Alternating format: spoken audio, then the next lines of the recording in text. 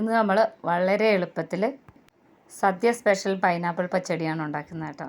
സദ്യയിൽ ഒഴിച്ചുകൂടാൻ പറ്റാത്ത ഒരു ഐറ്റമാണ് മധുരപ്പച്ചടി എന്ന് പറയുന്നത്. എളുപ്പത്തിൽ ഉണ്ടാക്കി വയ്ക്കാം. തലേ ദിവസം തന്നെ നമുക്കിത് തയ്യാറാക്കി വയ്ക്കാവുന്നതാണ് കേട്ടോ. നല്ല രുചിയുള്ള ഒരു കിടിലൻ ഐറ്റമാണ്. അപ്പോൾ ഇതെങ്ങനെയാണ് ഉണ്ടാക്കുന്നതെന്ന് നോക്കാമല്ലോ. ഇതിനായിട്ട് ഞാനിവിടെ ഒരു പൈനാപ്പിളാണ് എടുത്തിട്ടുള്ളത് കേട്ടോ. അപ്പോൾ നല്ല പഴുത്ത പൈനാപ്പിളാണെങ്കിൽ നല്ല രുചിയായിരിക്കും കേട്ടോ. കുറച്ച് മധുരവും എരിവും എല്ലാം കൂടെ. അപ്പോൾ ഈ ഒരു രീതിയിലുള്ള പൈനാപ്പിൾ കിട്ടിയിട്ടുണ്ട്. ഇനി ഇത് ചെറിയ കഷ്ണങ്ങളാക്കി ഇതുപോലെ മുറിച്ചെടുത്തിട്ടുണ്ട്. അപ്പോൾ ഒരുപാട് ചെറുതുമല്ല ഒരുപാട് വലുതുമല്ല. നമ്മളിത് ഉടച്ചു കൊടുക്കുന്നൊന്നുമില്ല കേട്ടോ. വേവിച്ചെടുത്തിട്ട് ഞാനിവിടെ ഒരു ചട്ടി എടുത്തിട്ടുണ്ട്. ചട്ടിയിലാണ് നമ്മൾ ഉണ്ടാക്കിയെടുക്കുന്നത്. അപ്പോൾ മുഴുവനായിട്ടും ഒരു പൈനാപ്പിൾ എടുത്തിട്ടുണ്ട് കേട്ടോ.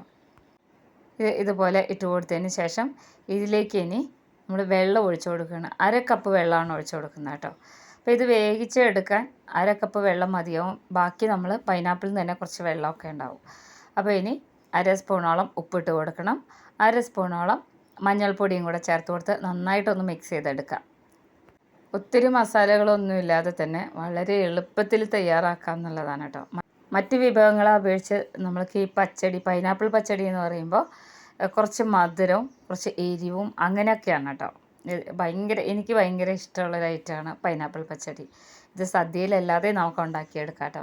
അപ്പോൾ നന്നായി ഇളക്കി യോജിപ്പിച്ച് കൊടുത്തതിന് ശേഷം നമുക്ക് സ്റ്റൗവിൽ വെക്കാം. സ്റ്റൗവിൽ ഞാനിപ്പോൾ വെച്ചിട്ടുണ്ട്. ഇനി ഇത് അടച്ച് വെച്ച് നന്നായി ഒന്ന് വെന്ത് വരുന്നവരെ വെയിറ്റ് ചെയ്യാം. അപ്പോഴേക്കും ഞാനിവിടെ 1 കപ്പ് തേങ്ങയാണ് കേട്ടോ എടുത്തിട്ടുള്ളത്. തേങ്ങ ചെരുവിത് 1 കപ്പ് മിക്സിയുടെ ജാറിലേക്ക് ഇട്ട് കൊടുക്കുകയാണ്.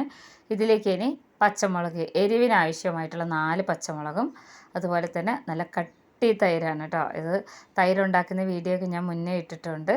നല്ല പുളിയുള്ള തൈര് 1 കപ്പ് എടുത്തിട്ടുണ്ട്. ഒരു 1/2 സ്പൂണ് പച്ചക്കടുകും കൂടെ ഇട്ട് കൊടുക്കുന്നുണ്ട്. ഇനി ഇത് നന്നായിട്ടൊന്ന് അരച്ചെടുക്കണം. അപ്പോൾ ഒട്ടും വെള്ളം ചേർക്കാതെ ഈ തൈരിൽ തന്നെയാണ് അരച്ചെടുത്തിട്ടുള്ളത് കേട്ടോ. ഇത് അരച്ചെടുക്കുമ്പോഴേക്കും നമ്മുടെ പൈനാപ്പിളൊക്കെ ഇവിടെ നല്ലോണം വെന്ത് വന്നിട്ടുണ്ടാവും. ഇത് വെന്ത് വന്നാൽ പോലും നമ്മളിതിനെ ഉടച്ചു കൊടുക്കുന്നില്ല കേട്ടോ. ഇതിങ്ങനെ എടുത്ത് കടിക്കാൻ ഭയങ്കര രുചിയാണ്. അപ്പോൾ നമ്മൾക്ക് ഇനി ഇത് ഇളക്കി നോക്കാം. അപ്പോൾ അത് അത്യാവശ്യം നന്നായിട്ട് വെന്ത് വന്നിട്ടുണ്ട്. കുറച്ച് വെള്ളം ഇതിലുണ്ട്, അത് കുഴപ്പമില്ല കേട്ടോ. നമ്മൾ ഈ ഒരു തവി വെച്ച് ഇങ്ങനെ പ്രസ് ചെയ്ത് കൊടുത്താൽ അറിയാൻ പറ്റും നല്ലോണം വെന്തിട്ടുണ്ട് എന്നുള്ളത്. അപ്പോൾ ഇത് ഒട്ടും ഉടഞ്ഞു പോവരുത്.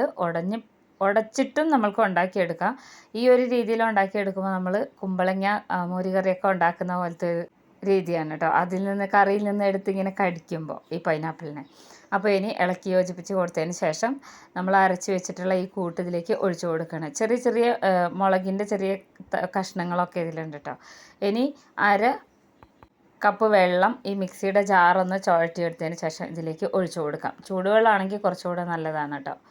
ഇനി ഇതൊന്ന് ചെറുതായിട്ടൊന്ന് തിള വരുന്ന വരെ നമ്മളിതിനെ ഇളക്കിക്കൊണ്ടിരിക്കണം. കാരണം നമ്മളിതിൽ ചേർത്തിരിക്കുന്നത് നല്ല പുളിച്ച തൈരാണ്. ഹൈ ഫ്ലെയിമിലിടരുത്. ഇതൊക്കെ നന്നായിട്ട് വെന്ത് വന്ന സമയത്ത് തന്നെ വളരെ ലോ ഫ്ലെയിമിൽ വേണം ഇട്ട് കൊടുക്കാൻ. ഇനി ഇത് ചെറിയ തിള വരുന്ന വരെ തന്നെ ഇങ്ങനെ ഇളക്കിക്കൊണ്ടിരിക്കണം. ഇടയിലിടയിൽ ഇങ്ങനെ ഇളക്കിക്കൊണ്ടിരിക്കണം. ഇനി ഇതിലേക്ക് നമ്മൾ തൈര് ഒഴിച്ചു കൊടുത്തുകൊണ്ട് തന്നെ ഒരു 1/2 സ്പൂണോളം ഉപ്പും കൂടെ എക്സ്ട്രാ ചേർത്ത് കൊടുക്കുന്നുണ്ട് കേട്ടോ. ഉപ്പ് നമ്മൾ ഇതിൽ കഷ്ണം വേകുമ്പോൾ കഷ്ണത്തിനുള്ള ഉപ്പ് മാത്രമേ ഇട്ടിരുന്നുള്ളൂ. ഇനി ഇത് നന്നായിട്ട് ഇതുപോലെ ഒന്ന് ഇളക്കി യോജിപ്പിച്ച് കൊടുത്ത് ഇപ്പോൾ ഏതാണ്ട് റെഡി ആയിട്ടുണ്ട്. ഇനി ഞാനിവിടെ ശർക്കരയാണ് ഇട്ട് കൊടുക്കുന്നത്. ഇത് ഉണ്ട ശർക്കരയാണ്. അച്ച ശർക്കര ആണെങ്കിൽ 1 അച്ച ശർക്കര ഇട്ട് കൊടുക്കാം. ഉണ്ട ശർക്കര ആണെന്നുണ്ടെങ്കിൽ 3 സ്പൂണ് അളന്നിട്ട് കൊടുക്കണമെങ്കിൽ ഇട്ട് കൊടുക്കാം. അത്യാവശ്യം മധുരം ഉണ്ടാവും കേട്ടോ. അപ്പോൾ അത് പെട്ടെന്ന് തന്നെ മെൽറ്റായി കിട്ടുകയും ചെയ്യും. അപ്പോൾ ഇത് ഓൾമോസ്റ്റ് ഇതിവിടെ ഇങ്ങനെ ഇപ്പോൾ റെഡിയായി വന്നിട്ടുണ്ട്.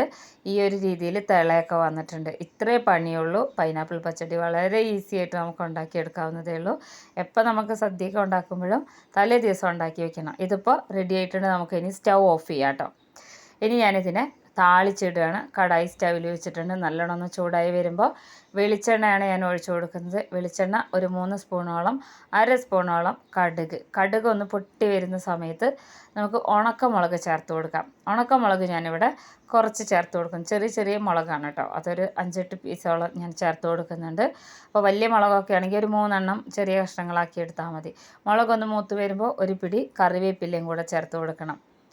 ഇനി ഇതിനെ നന്നായിട്ട് ഈ ഒരു രീതിയിലൊന്ന് ഇളക്കിയെടുക്കണം. ഇതൊന്ന് നല്ലോണം മൂത്ത് വരണം.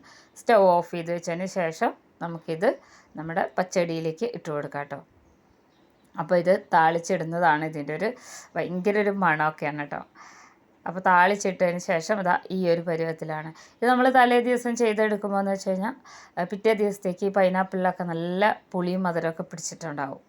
അപ്പോൾ എല്ലാവർക്കും ഇഷ്ടപ്പെടും, എല്ലാവരും ഉണ്ടാക്കി നോക്കണം ഈ ഓണത്തിന്. അപ്പോൾ ഇതുപോലെയുള്ള ഈസി റെസിപ്പീസുമായിട്ട് അടുത്ത വീഡിയോയിൽ കാണാം.